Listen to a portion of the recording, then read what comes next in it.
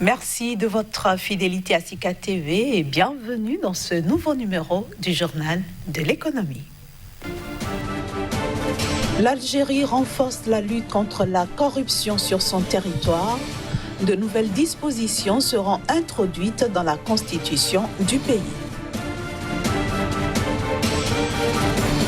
L'Égypte soutient ses banques nationales face aux conséquences du Covid-19. 3 milliards de livres de garantie seront émis auprès de la Banque centrale d'Égypte.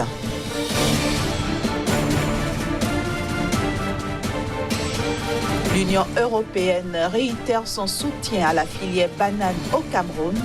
C'est avec une prorogation de ses mesures d'accompagnement. Et nous démarrons donc par l'Algérie qui envisage de réviser sa constitution en vue d'améliorer la protection de ses deniers publics. Un avant-projet de loi a été élaboré dans ce sens avec, parmi les dispositions proposées par un comité d'experts, la constitutionnalisation de l'autorité de la transparence, de la prévention et de la lutte contre la corruption et son implication parmi les institutions de contrôle. Le comité d'experts préconise aussi l'interdiction de cumul entre fonctions publiques et activités privées ou professions libérales, la prohibition de création d'un emploi public ou d'une commande publique si elle ne répond pas à un besoin d'intérêt général. Les dispositions proposées imposent également la répression par la loi du trafic d'influence, la déclaration de patrimoine au début et à la fin de toute fonction pour toute personne nommée à un poste supérieur ou élue dans une assemblée parlementaire ou locale. L'objectif poursuivi avec ce projet de loi est de mettre un terme aux dérives qui ont marqué la gestion des affaires publiques en Algérie ces dernières années. Ceci en lien avec les ambitions du chef de l'État Abdelmadjid Tebboune d'intensifier la lutte contre la corruption. Le gouvernement égyptien va émettre 3 milliards de livres égyptiennes, soit environ 190 millions de dollars de garantie auprès de la Banque centrale en faveur des banques nationales. Objectif visé, faciliter les prêts aux établissements touristiques et hôteliers du pays afin qu'ils puissent payer les salaires des travailleurs du tourisme. 3 milliards de livres égyptiennes. Ainsi se chiffre la garantie que le gouvernement égyptien entend émettre auprès de la Banque centrale d'Égypte en faveur des banques nationales. De quoi faciliter les prêts aux établissements touristiques et hôteliers égyptiens pour payer les salaires des travailleurs du tourisme. Ces prêts seront remboursés par mensualité sur une période de 2 ans pour couvrir les traitements des salariés des établissements touristiques et hôteliers et les besoins opérationnels de base qui ne dépassent pas 15% de la valeur de prêt accordé à l'établissement. Par ailleurs, les entreprises touristiques et hôtelières fourniront aux banques prêteuses les relevés des noms des employés et de leurs comptes bancaires afin que les salaires soient transférés directement de la banque à l'employé. Cette initiative du gouvernement égyptien en faveur du secteur du tourisme intervient dans un contexte où les recettes touristiques du pays se sont élevées à 13,03 milliards de dollars en 2019 pour environ 13,1 millions de touristes enregistrés, soit une augmentation en nombre de 1,8 million de touristes par rapport à 2018.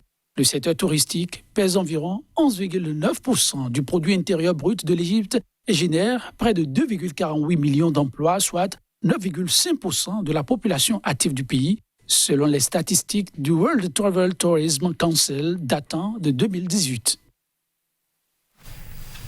Le Togo a émis ce jeudi des bons sociaux Covid-19 sur le marché financier sous-régional de l'UEMOA.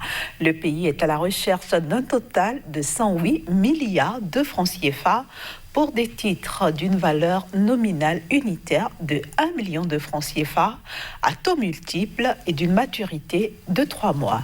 Il faut rappeler que le mécanisme des bons Covid-19 a été mis en place avec la bénédiction de la Banque centrale et vise notamment à permettre aux États d'Afrique de l'Ouest de faire face aux dépenses immédiates liées à la lutte contre la pandémie de Covid-19. Ceci dans un contexte où le marché financier sous-régional apparaît de plus en plus comme une ressource de choix pour les pays de l'UEMOA en vue de répandre rapidement de l'oxygène financier. Il y a quelques jours, le Togo a réussi à lever avec succès 38,5 milliards de francs CFA pour sa deuxième émission simultanée de l'année. Et puis les mesures d'accompagnement de la filière banane au Cameroun instituées par l'Union européenne sont prorogées jusqu'à 2022. Ces mesures, qui devraient prendre fin en 2020, visent à doper la compétitivité de la banane camerounaise. À la demande du gouvernement camerounais, l'Union européenne va continuer à appuyer la filière banane jusqu'en 2022. Initialement implantée pour une période de 7 ans allant de 2013 à 2020, ces mesures d'accompagnement ont été prorogées de 2 ans. Ainsi, les entreprises concernées disposent de 2 années de plus pour achever leurs actions engagées en vue d'améliorer la productivité des plantations et améliorer la compétitivité de la filière.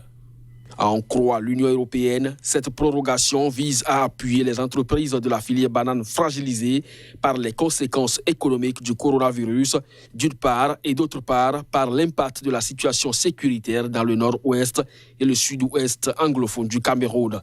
Ces 2 régions, qui sont en proie à des revendications séparatistes depuis octobre 2016, abritent la majorité des plantations de bananes du pays.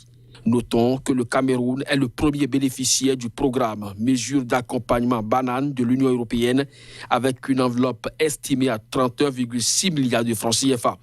L'objectif de cette subvention est la contribution de la croissance économique à la réduction de la pauvreté dans les régions productrices de bananes, à la création d'emplois décents, à la production de recettes fiscales et à l'amélioration de la balance commerciale du pays. Marquons une petite pause, le temps de permettre à Kazmipédia de s'installer pour nous emmener au Mali parler diversification économique.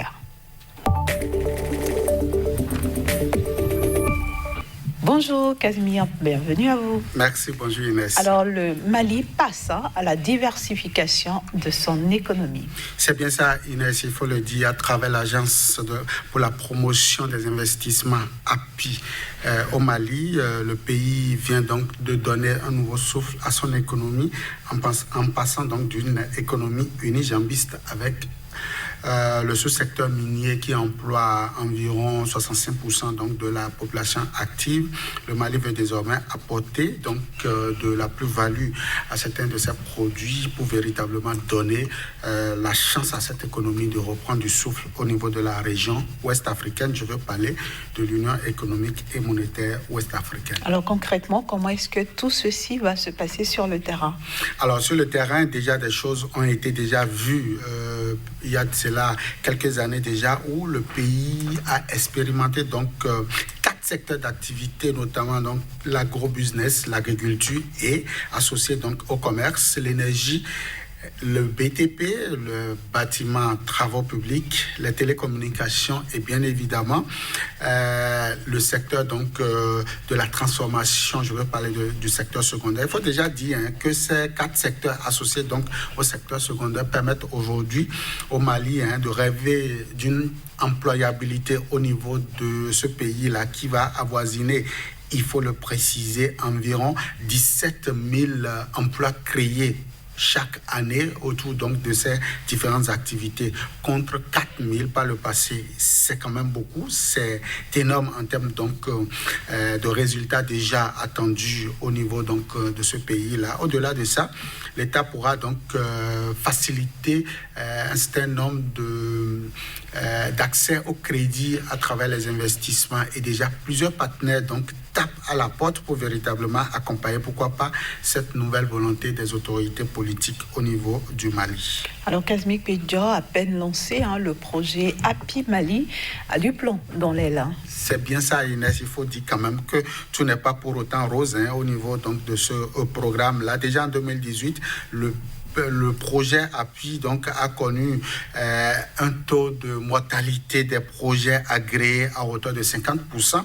C'est véritablement difficile. En effet, le code donc des investissements n'a pas pu approuver donc la totalité donc des projets à lui soumettre. Et ici, il faut dire, les investisseurs, c'est vrai, veulent accompagner une économie, mais il faudrait aussi donc bien rédiger. Il faudrait que ce soit des projets bancables. Donc, le jeune âge, le manque donc de maturité au niveau donc de ces jeunes entreprises fait aujourd'hui que le taux de mortalité au niveau des projets est véritablement considérable. Au-delà de ça, en 2019, on a noté aussi quelques difficultés, surtout au niveau du financement, où le pays, à défaut donc d'atteindre les 120 milliards donc d'investissements, n'a pu donc que se contenter de 90 milliards, ce qui véritablement prouve l'incapacité de ces jeunes entreprises, de ce partenariat véritablement naissant, de ne pouvoir pas consommer le flux donc des partenaires techniques et financiers. Je veux parler des investisseurs. Alors finalement, face au Covid-19,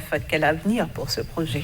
Alors face au Covid, c'est un peu difficile de le dire, même si déjà en 2020, le gouvernement malien reste très optimiste en ce qui concerne donc ces projets, parce que ces projets sont revenus en 2020 pour être refinancés au niveau donc des investisseurs. 80% de ces projets aujourd'hui ont reçu le OK. Et de nouveaux partenaires se sont donc positionnés, la Turquie, le Maroc, les Pays-Bas et même la France. Mais contre toute attente, aujourd'hui, c'est la pandémie qui vient décimer tout cela. Vivement que le pays puisse donc trouver le bon mécanisme, le bon discours pour davantage donc ramener ces différents partenaires pour que cette initiative ne puisse pas donc sombrer. Merci à vous Kazmi Pédia. Merci à vous aussi, chers amis téléspectateurs, d'avoir suivi ce numéro du Journal de l'économie. Je vous souhaite un excellent week-end en compagnie bien sûr des programmes de SICA.